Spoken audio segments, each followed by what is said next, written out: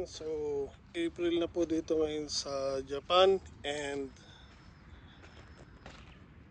ito po yung mga fruit trees ko. So, now pa lang po nagkakaroon ng dahon or lumalabas ang dahon. And yung jujube ko dito, yung Chinese jujube, nag-uumpisa na pong maglabas ng buds. So guys, ayun po, nag-uumpisa na po maglabas ng buds ang jujube ko. And yung peras natin, ayan po. Yung kinkan natin, again, ito po yung parang kalamansi na kinakain pati yung balat. Later on, tatanggalin ko yung mga bunga niyan. Kasi pag hindi nyo tinanggal yan, hindi mag-green yung mga dahon niya. Kasi nagpapadala pa rin po ng nutrients yan sa mga bunga. So, i-harvest natin lahat yan para bumalik ulit sa pagka-green yung mga leaves niya. And ito yung cherry. Yung cherry tree ko na gagawin ko sanang bonsai. Pero remember, tinambakan ko po to ng compost. And dahil sobrang kapal ng tinambak ko, kasi nga nagmamadali ako, wala akong pagpupwestuhan. So nagkamali ako doon. Ang kapal ng pagkakatambak ko dyan. And hindi nagusto ng ilang fruit trees ko. So buhay pa naman siya. Ayan, kung makikita nyo. Kaya nga lang hindi siya makapaglabas ngayon ng dahon or talbos para nagtampo siya. So ang gagawin ko, tatanggalin ko yung nakatambak dito sa paligid, then tatambakan ko ng lupa na maayos. So pag hindi siya nagbago after 1 month, tatanggalin ko na po siya.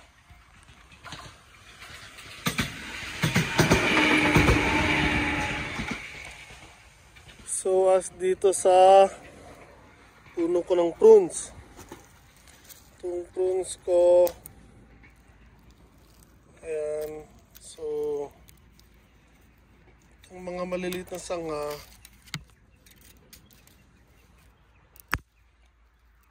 ayan, tuyo na yan eh. Itong sa main na puno, buhay pa rin.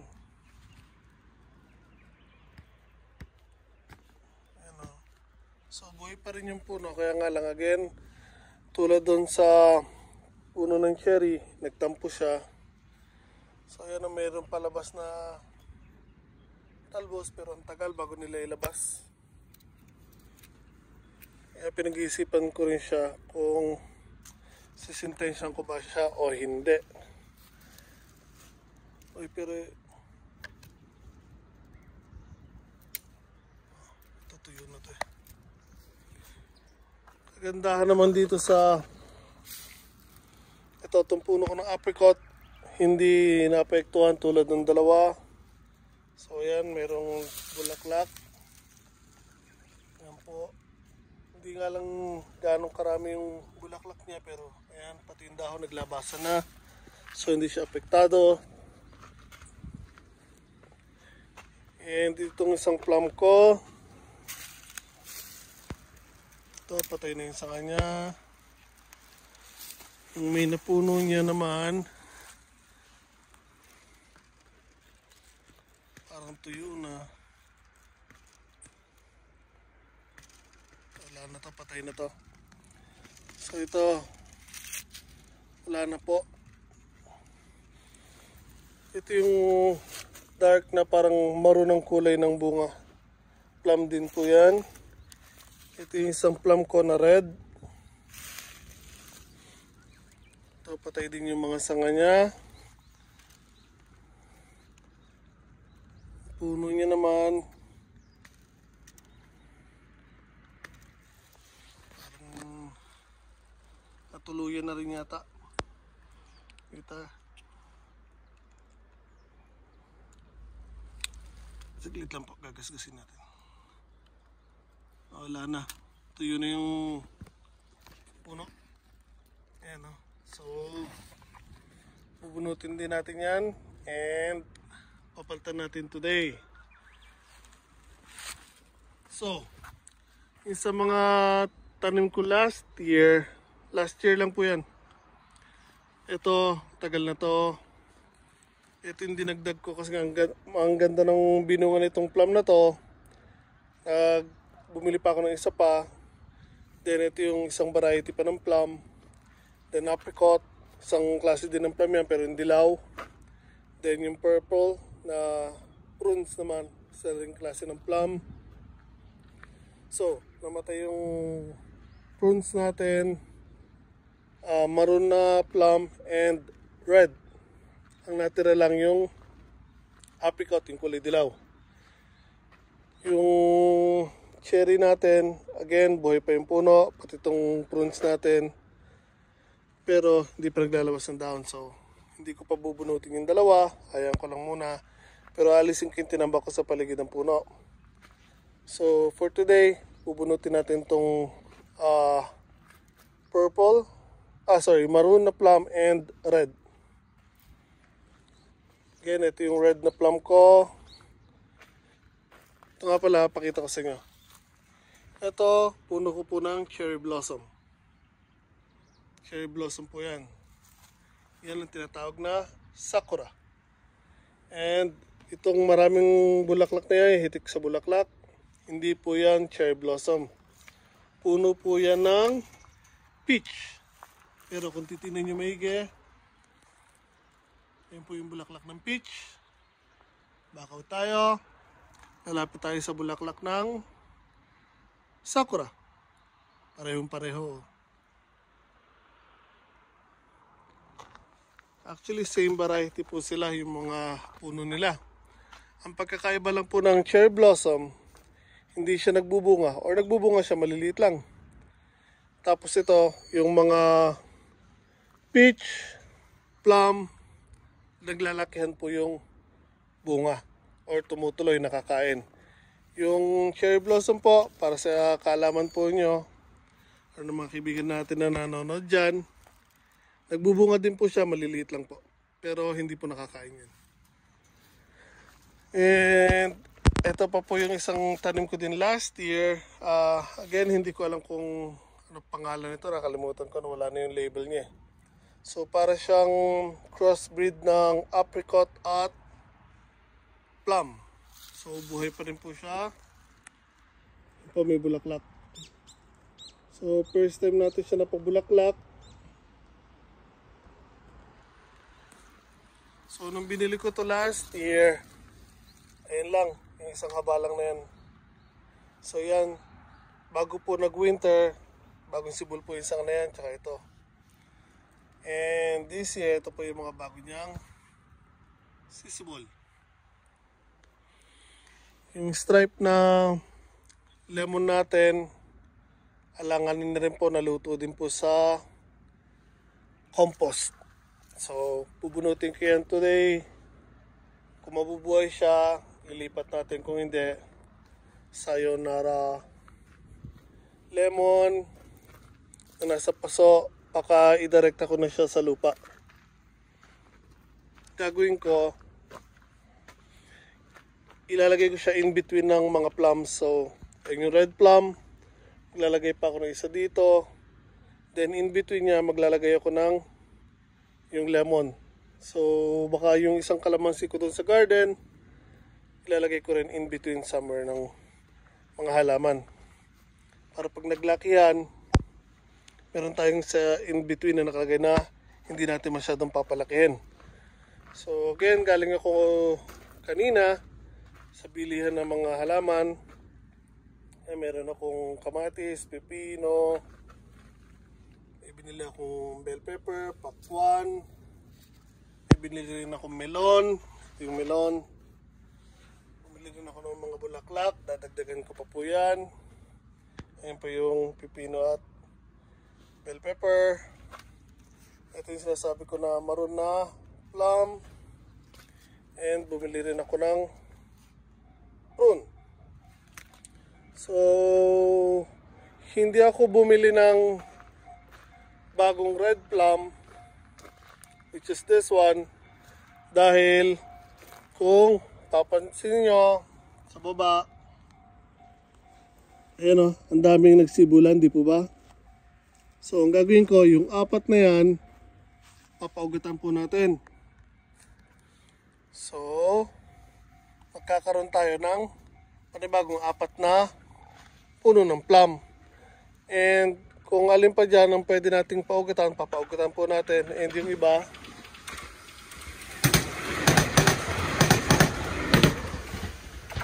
iuwi natin sa Pinas.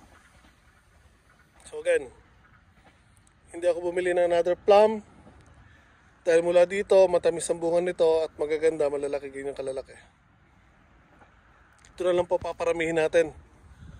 Since established na yung puno niyan, nasa pang third year siya ngayon dito sa garden ko. So, and kung makita niyo pa, malago na po yan. So, yung mga excess or yung sobrang nahaba, papaugatan natin kasi hindi natin siya pwedeng palaguin masyado. And meron din ako dito isa pang plum. Yan po, yan from seeds. So, yung malalaking klase ng plum yan. Tinanim ko or pinula ko from seeds at yan sumibol na po. So, pinag-iisipan ko pa kung dadalhin ko sa Pinas yan or dito ko ilalagay.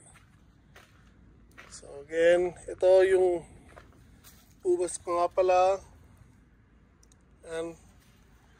Naglalabas na ng dahon pero bubunutin ko yan. Papalitan ko kasi akala ko yung bunga niya yung malalaki. Hindi pala, maliliit lang pala yung bunga niyan. Sinlaki ng sago. Pero ang tamis ng bunga niya. So bubunutin ko yan. Pero na ko ipapalit na malalaking ubas. Okay, dito tayo sa garden ko na greenhouse plus right, slash talyer. Ito yung finger lime natin. Yung lime na pahaba parang daliri, kaya tinawag siyang finger lime. So ito na po yung natumba natin na pineapple guava. Nasa plastic container. Ito yung mga bonsai natin. And andun yung ubas na malalaki na purple. Yun. So yun po yung ipapalit natin doon sa ubas natin maliliit. So again, marami ako ditong bago na mga halaman. Hindi ko pa na ipapakita sa videos ko. So later on, gagawin ko sila ng mga videos kasi bumili ako ng bumili pero hindi ko sila nakuha na ng videos. Yung mangga, ang dami na pong bulaklak. So silip tayo sa garden. Again, yung dito, yung jujube ko na Indian jujube. Ayan po, meron na rin po. Lalabasan na. Ayan o. So, andun yung nectarine, pear. Meron ako nakakalat dyan na I think cauliflower yun nandito at top nandun, sorry. Cauliflower, then ito broccoli I think. So yung kalamansi ko na nandun, ito na po, nilipat ko na di sa harapan para mas nasisikatan siya ng araw. Kasi remember, nandun siya sa may corner and pag naglakad yung mga halaman ko, natatabingan siya so hindi siya makapagbunga ng maayos. So dati po nakatanim doon is yung mansanas ko. Ayun na po yung mansanas ko. Nakalagay na rin po sa isang paso na malaki. And yan o, may bulaklak na po siya. Labasan na yung mga dahon. And pumubulaklak na. Gagawin na lang din natin bonsai yan. Pero malalaki pong mansanas yan. Kaya lang hindi ko na siya hayaan lumaki sa lupa. Gagawin na lang natin parang bonsai. And yung mga asparagus natin, yan po. Ang taba ng asparagus oh. Dami nagsibula na. Meron tayo dyang celery. Ano ba tawag daw? Parsley. Ganyan, nandito yung mais natin na puti, hindi pa rin sumisibol. Yung mga beans, ayan, sibula na. Yung white corn, wala pa. Meron na akong tanim doon ng mais na puti, dilaw. Ito naman yung sweet corn na yellow. Ano tayo dyan, talong. Dinamihan ko na yung talong ko, ginawa kong 5, dinamihan ko na po yung tinanim ko na talong. Nulit ko, take to yun. Baka meron kasing pumansin sa pagkakasabi ko. So 5 puno na po ng talong ang tinanim ko. Pamimigay natin yan. Kasi dati iniiwasan ko magtanim ng marami, laging 2 lang kasi nga sobrang dami magbunga, nasasayang. So this year, nakapokus ako sa pagpaparami and ipamimigay natin yung ibang bunga ng mga tanim natin.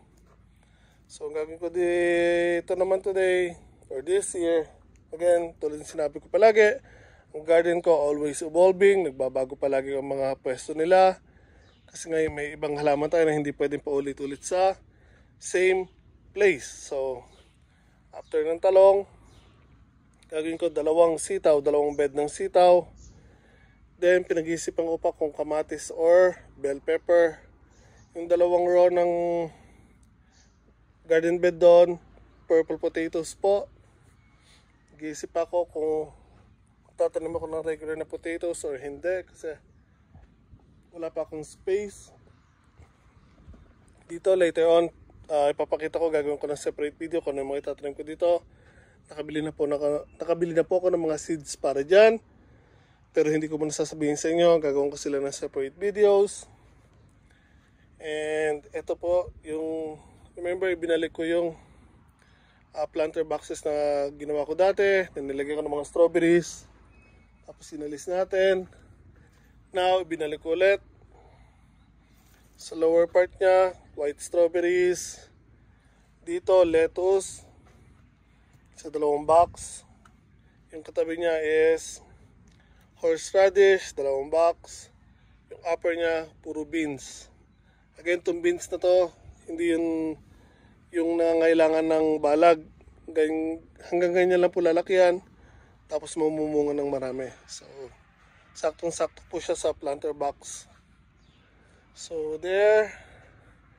As for now, yan pa lang po ang itsura ng garden ko. Pero today, ayusin ko po yung iba dyan. And abangan nyo na po kasi hindi ko sila papakita on this video. Gagawa ko po sila ng separate video.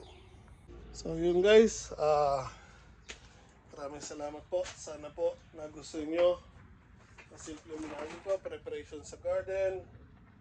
Hindi ko na nakunan ng video yung ibang pagtatanim ko.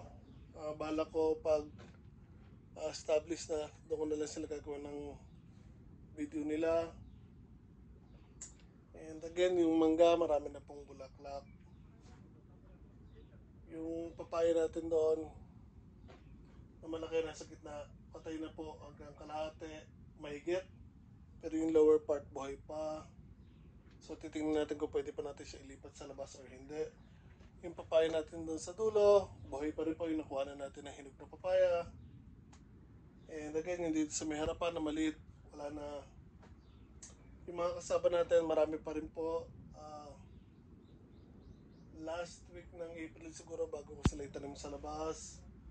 Yung avocado ko, remember, mataas na po, binali ko. Yan.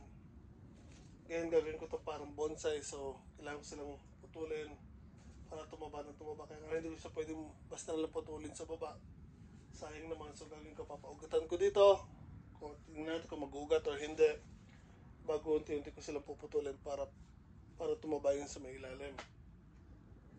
And again, yung ibang halaman natin dito, meron din ako na mga seeds and seedlings mula sa Pinas. Yung iba hindi po nagdiretso, yung iba medyo alanganin pa, so papakita ko na sa inyo pag okay na sila. Gawa natin ng separate videos nila. So there, I think dito na lang muna. Kailangan kong habulin yung pagtatanim ng mga fruit trees ngayon kasi dumidilim na, lumalamig. And there, so sana po nagustuhan niyo po simple lagi ko. And kung magagawa niyo na po, pakilik naman po ang video ito, share sa mga kaibigan niyo, and ingat po tayo lahat palagi.